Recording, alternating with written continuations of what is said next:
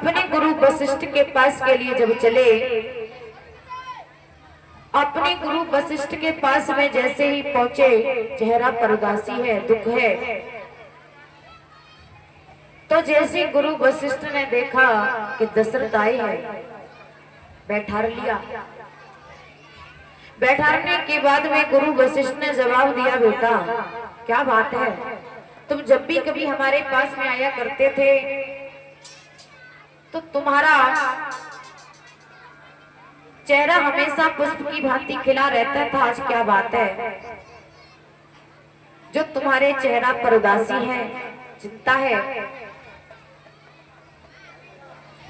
तो उसी समय महाराज दशरथ ने हाथ जोड़ करके गुरुजी से जवाब दिया, गुरुजी हम आपको क्या बताएं, भगवान ने हमें बहुत बड़ा दुख दे दिया। क्या दुख दे दिया?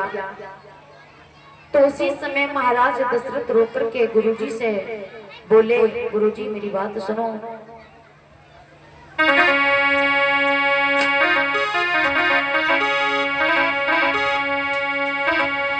कि मेरे दिल में उठती हिलोर गुरुजी मैंने और गोद न लला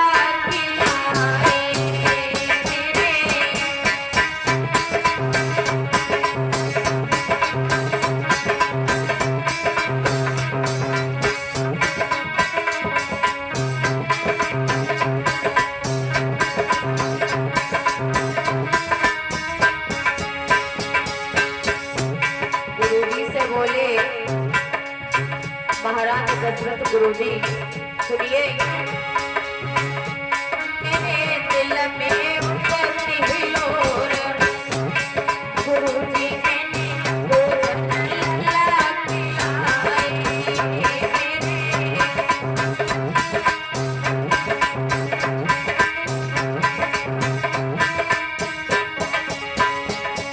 और गुरुजी तुम्हें नहीं पता क्या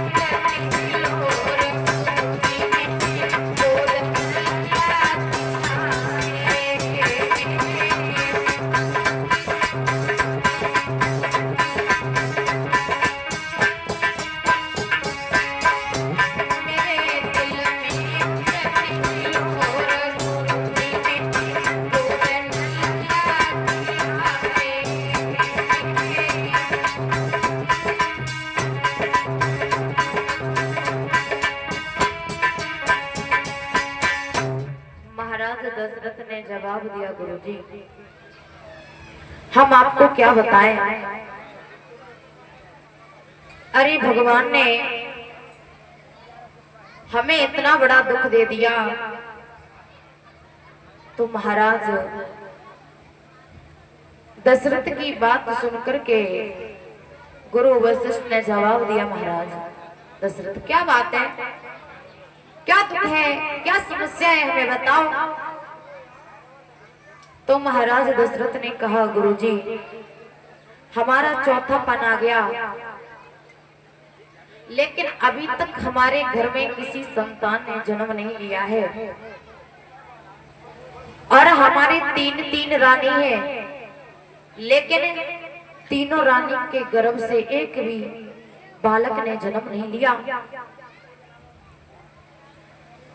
और गुरुजी हमें ये चिंता है कि हमारा चौथा पन आ गया है, हम इस दुनिया से जब चले जाएंगे तो हमारा ये राजपाट कौन संभालेगा, हमारी प्रजा का कौन ख्याल रखेगा।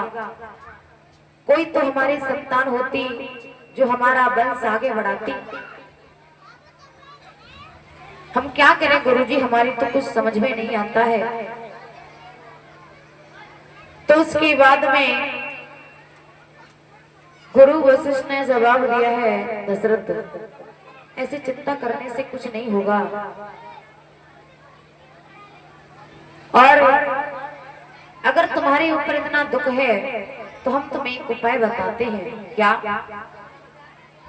तुम ऐसा करना, अगर तुम्हारे घर में कोई संतान नहीं है तो तुम श्रृंगी ऋषि को बुलवा करके अपने घर में पुत्र श्रेष्ठ जब यज्ञ करवाना, और यज्ञ तुम जब करवाओगे तो शायद भगवान तुम्हें संतान का सुख दे दे। जैसा हम कह रहे हैं बिल्कुल तुम वैसा करो,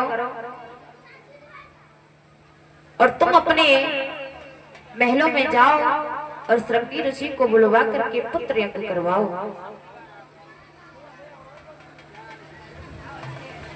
तो उसी समय बताया गया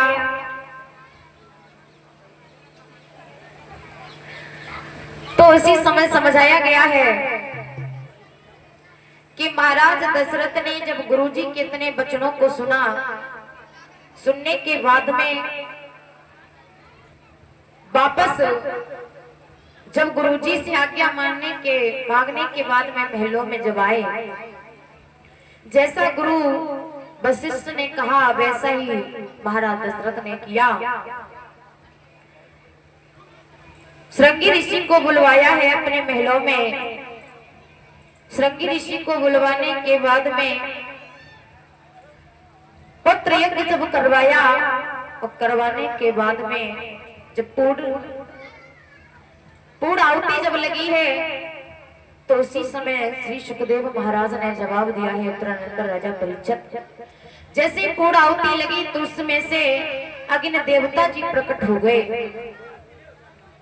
यज्ञ में से जब अग्नि देवता जी प्रकट हो गए, उनके हाथों में एक पात्र था और उस पात्र में खीर थी।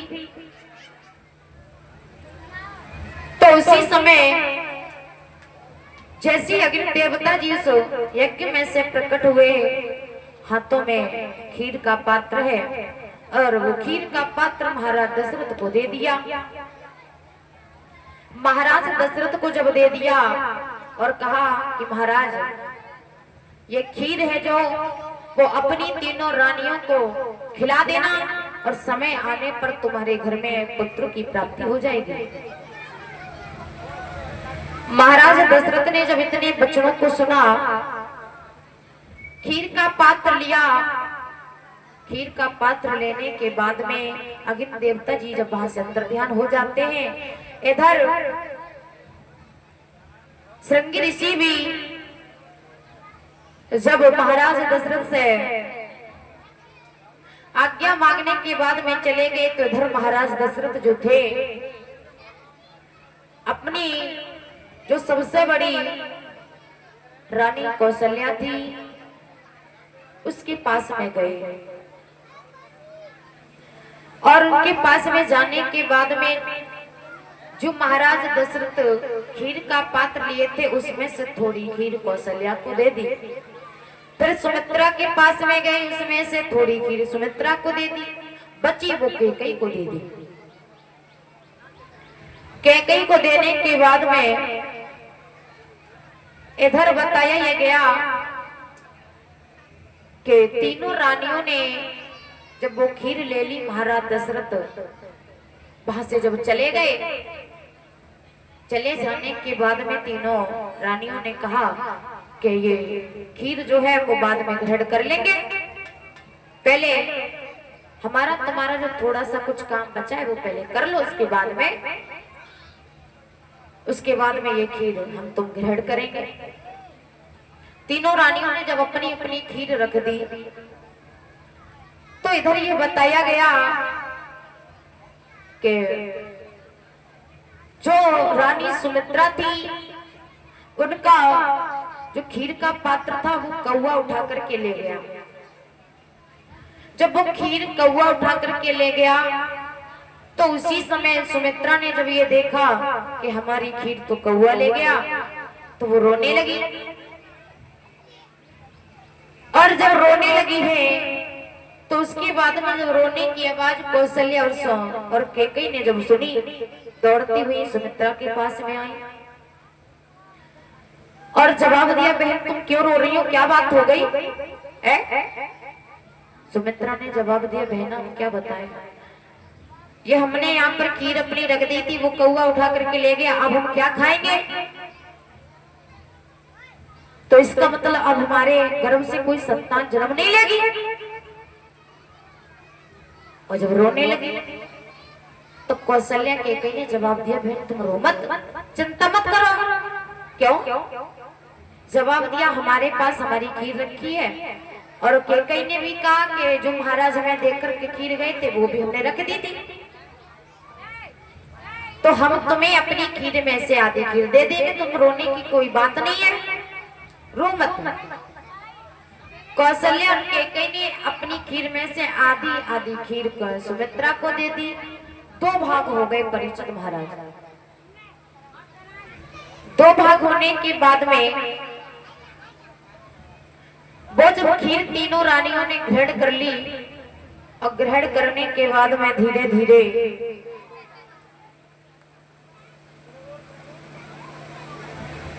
धीरे जब समय बीता, तीनों रानियां गर्भवती हो जाती है। अब तीनों रानियां जब गर्भवती हो गई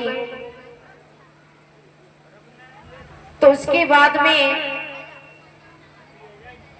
इधर धीरे जब समय यूं ही बीतता चला गया है, समय जब बीतता चला गया तो इधर हुआ क्या है, तीनों जो रानियां थी उनका 9वां महीना जब आया, 9वां महीना जब आया है तो इधर मैया कौशल्या के पीड़ा होने लगी। जब पीड़ा होने लगी तो महलों में मैया कौशल्या लेटी हुई है। इधर बताया है बहुत देर हो गई, दासियां भी मैया कौशल्या के पास में है। जब बहुत देर हो गई लेकिन मैया कौशल्या के गर्भ से किसी भी संतान ने जन्म नहीं लिया, तो उसके बाद में जो दासियां थी वो थक करके बाहर चली गई। उन्होंने सोचा हमें लगता है अभी समय नहीं आया है बच्चे का बाहर आने का, बाहर चली गई मैया। कौशल्या को नींद आ गई, सो गई। और जब सो गई तो इधर महाराज परीक्षित बताया गया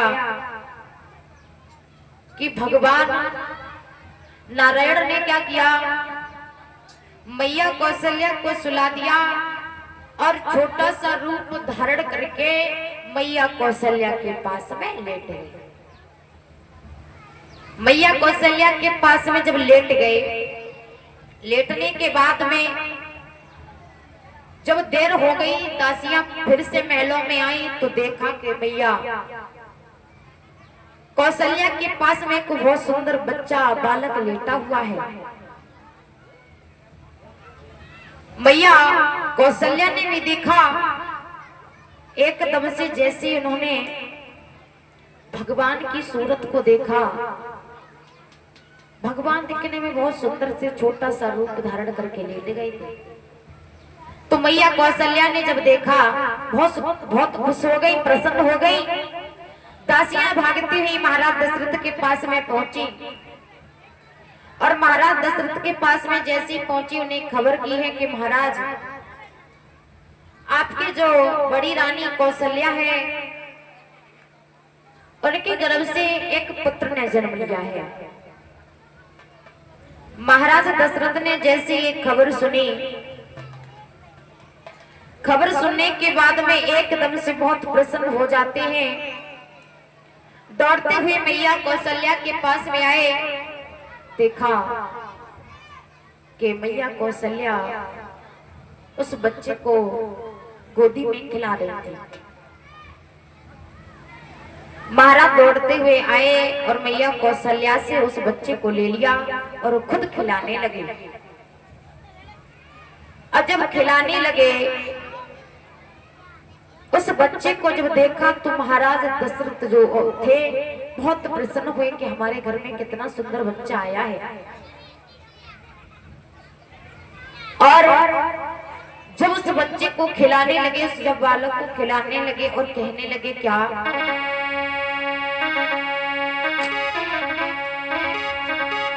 कि तुझे सूरज कहूँ या चंदा, तुझे दीप कहूँ या तारा, मेरा नाम करेगा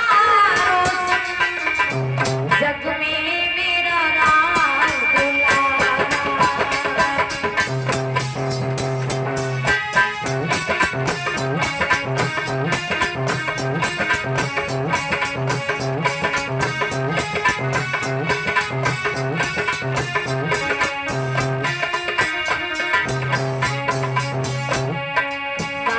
दशरथ उस बच्चे को गोदी में उठाकर के किलोरे जब करने लगे और बोलते जा रहे हैं,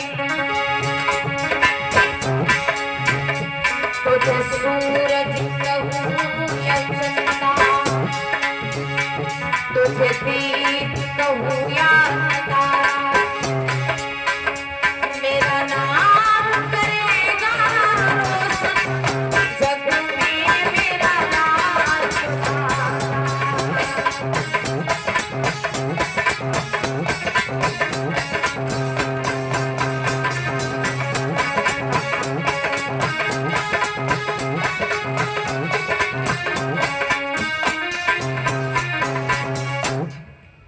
जब महाराज दशरथ उस बच्चे को खिला रहे थे, तब तक उधर सुमित्रा जो थी उनके भी गर्भ से 2 पुत्रों ने जन्म लिया। उनकी दासी भागती हुई महाराज दशरथ के पास में आई और जवाब दिया, महाराज आपकी जो रानी सुमित्रा है ना, उनके भी गर्भ से 2 पुत्रों ने जन्म लिया है।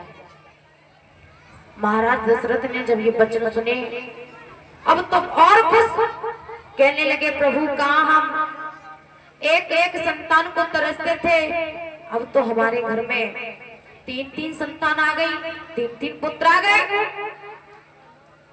दौड़ते हुए सुमित्रा के पास में पहुंचे, उनके बच्चों को खिलाने लगे। तब तक कैकेयी की दासी आ गई, कहने लगी, महाराज आपकी जो रानी कैकेयी है उनके गर्भ से पुत्र ने जन्म लिया है। अब तो महाराज दशरथ की खुशी का कोई ठिकाना नहीं, कोई ठिकाना नहीं रहा। और इधर बताया कि आज जैसे ही सभी प्रजा को पता चला कि महाराज दशरथ के घर में 4-4 पुत्रों ने जन्म लिया है, तो सारी सखियां जो थी आती हैं बधाई मांगने के लिए मैया यशोदा से, सुमित्रा से, कैकेयी से। आंगन में महाराज दशरथ के जब बधाई बजने लगी, गीत गवने लगे, और सभी माता बहनें हमारी बोलेंगी,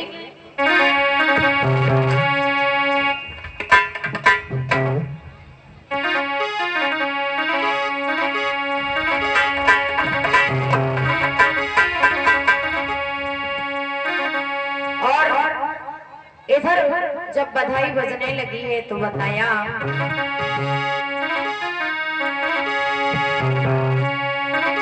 कि दशरथ घर जना मेरा